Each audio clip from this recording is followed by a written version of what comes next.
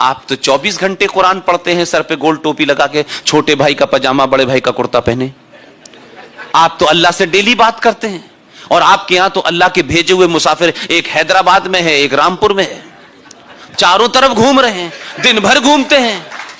अरे भाई, अपने सीने पे हाथ रखो और ईमानदारी से बताओ, 2014 पे आपका अल्लाह के ऊपर से यकीन क्यों हट गया? 2014 से तो पहले मनमोहन सिंह भी ठीक ठाक आदमी था, 2014 के बाद भी अल्लाह ने भेजा है और आपको सुधारने के लिए भेजा, यह ध्यान रखिएगा। मुल्क तो सुधरेगा, वो तो सुधरेगा, पहले वो आपको सुधार दे।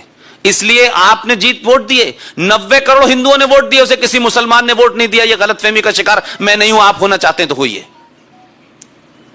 मैं तो खुल्लम खुल्ला इस बात को कहता हूं। उसने आने के बाद भी इनका काम पहले किया कि नहीं नहीं, ये ज्यादा गड़बड़ कर रहे हैं, अल्लाह ने कहा है, मेरे बताए रास्ते से उतर गए हैं। उन्होंने फरमाया है कुरान मजीद के अंदर कि जिन लोगों का अल्लाह पे ईमान है, जिनका मुसल्लत ईमान है, जिनका कंप्लीट ईमान है, जो अल्लाह के बताए रास्ते पे चलेंगे, अल्लाह फरमा रहे हैं उसमें, उन्होंने कहा कि मैंने तुम्हारे लिए सब कुछ दिया है, एवरीथिंग, लेकिन मैंने तुम्हें जिंदगी जीने के लिए कुछ रास्ते बताए हैं। उन रास्तों से अगर तुम उतरोगे तो मैं फिर भेजूंगा किसी को। अब वो भेज दिया है उसने, तो तकलीफ हो रही है। अरे आपको सुधारने के लिए भेजा है, आपको पता ही नहीं है कि 1400 साल में आप किस बीमारी से ग्रस्त हो गए हैं।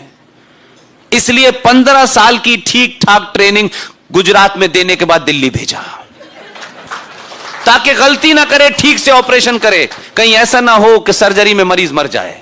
अभी तक मरा नहीं उसके हाथ से कोई, ठीक ठाक ऑपरेशन कर रहा है। लेकिन कभी कभी कुछ बीमारियां ऐसी आपके अंदर चली जाती हैं कि आप कहते हैं मैं बीमार नहीं हूं।